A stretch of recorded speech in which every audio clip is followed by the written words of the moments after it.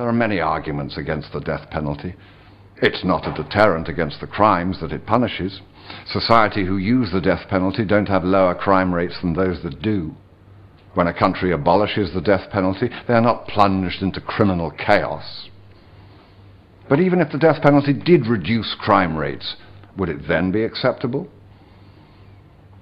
The death penalty targets the economically disadvantaged, those who can't afford good legal counsel, those without a voice in society.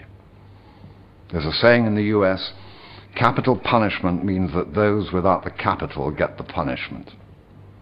Statistics show this is true. But would it be acceptable if people from all sections of society were executed? Does killing a rich man make killing a poor man right? The death penalty is irreversible and results in the death of innocence. When someone is dead, a retrospective pardon is of little use to them or their family. Since 1990, in China, the Democratic Republic of Congo, Nigeria, Pakistan, Saudi Arabia, Yemen, and the USA, there have been 51 recorded executions of child offenders, some as young as 14 years old. But even if no more innocents or children are killed, should we tolerate the death penalty? The death penalty is never acceptable.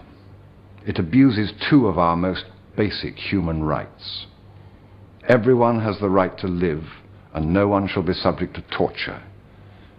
The death penalty obviously kills people, but it also tortures, physically by the brutal nature of execution, and psychologically by forcing individuals to wait to be killed. They wait, sometimes for decades, while others are led to their deaths. The horror of this waiting is unimaginable. Human rights are thus called because they apply to all human beings. They belong to all of us equally. An attack on these fundamental rights anywhere is an attack against all of us. The right to life is inalienable. It cannot be given, and it cannot be taken away. No matter how terrible the crime, in a world full of uncertainty, human rights are a clearly drawn line, a line between what is right and what is wrong, the line between imprisonment and execution.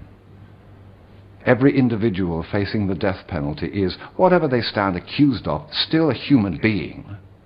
However much we revile them, however much we are outraged by their actions, however much we want revenge, they are still human beings. They may well have killed and tortured. They've crossed the line. But do we really want to join them?